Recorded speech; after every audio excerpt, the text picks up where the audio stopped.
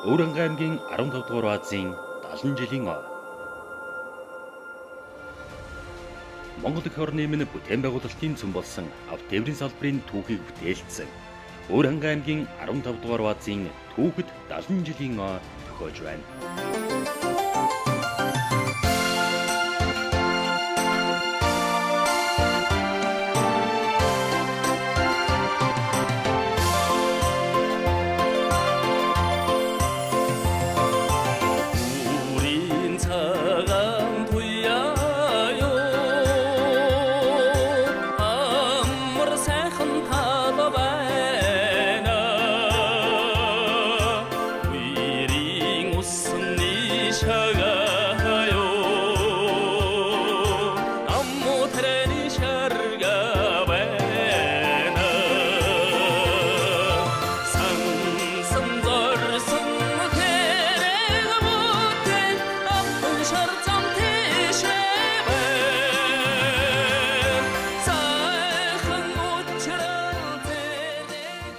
Залуу насны дүрсэмж дурдтгал амьдралын найз нөхөд болсон 15 дугаар баазын түүхийг бүтээлцсэн үе үеийн хамт олон та бүхнийг ойн баяртаа хүрэлцэн эрхийг урьж байна.